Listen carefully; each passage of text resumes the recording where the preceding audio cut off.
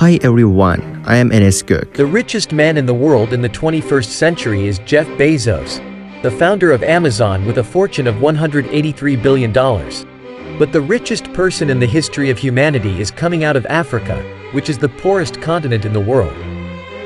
Mansa Musa, who ruled his empire, holds the title of the richest person in the world with today's money and a fortune of $400 billion.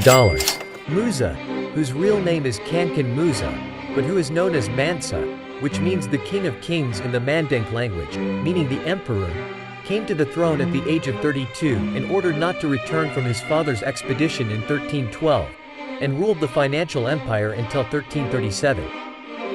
And while they were falling into ruins with civil wars, many Islamic countries and European kingdoms were getting richer day by day.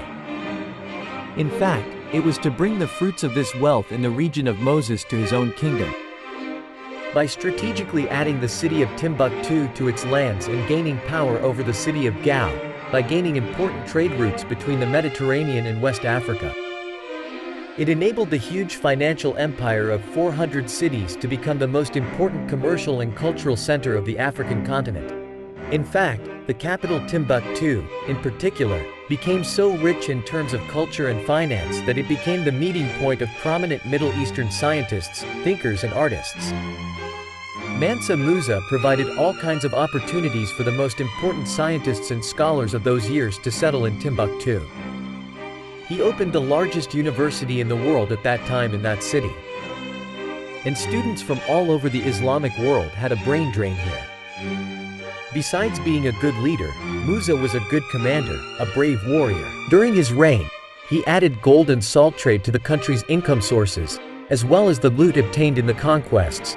And these conquests not only increased the booty but also expanded the country's borders. So his financial empire now went to Niger, which is famous for its copper mines, to Niger, which is famous for its copper mines, to Niger, which is famous for its forested region, to the Volta Calais, which is famous for its forested region in the south. He ruled over a vast and rich geography up to the Sahara and most importantly, the Sahara salt mines. Mansa Musa focused on regions strong in terms of smart materials and raw materials. Musa, who had an incredible wealth during his lifetime, was also a very religious ruler.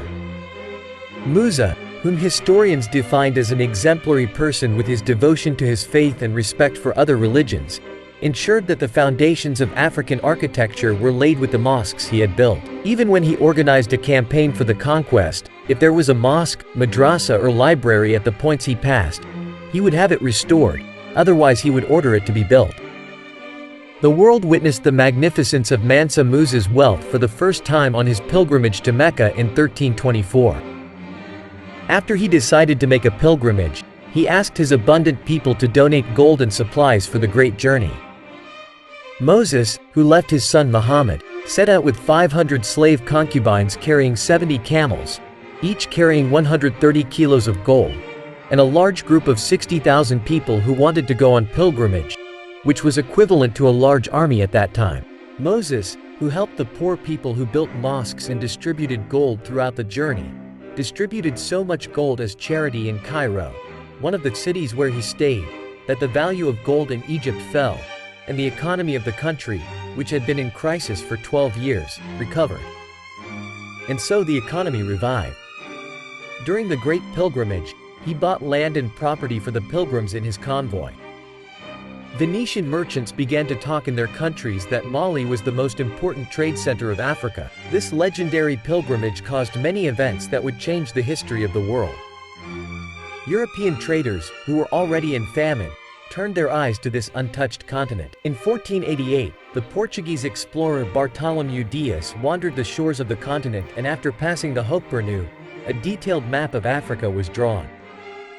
When you look at it, it is really difficult to decide whether Mansa Musa introduced Africa to the world, whether it was good or bad, because Europe, whose appetite was whetted, would be laid in Africa with the development of geographical discoveries and maritime colonization. The fate of the Black Continent would change with explorations and occupations, and all its natural wealth would pass to the western side, which we see as developed today. There is no clear information in history about the death of this ruler, who was the most powerful, wealthy, fortunate and most frightened of his enemies, and did the most favor to his environment. He died of natural causes only when he was 50 years old.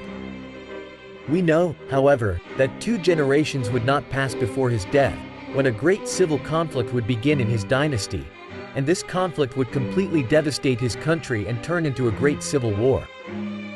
In other words, the legendary fortune of Moses would melt away with civil wars and rebellions in less than 2 generations, but the universities he built, libraries and mosques, it would survive even today as a symbol of the golden age of financial history.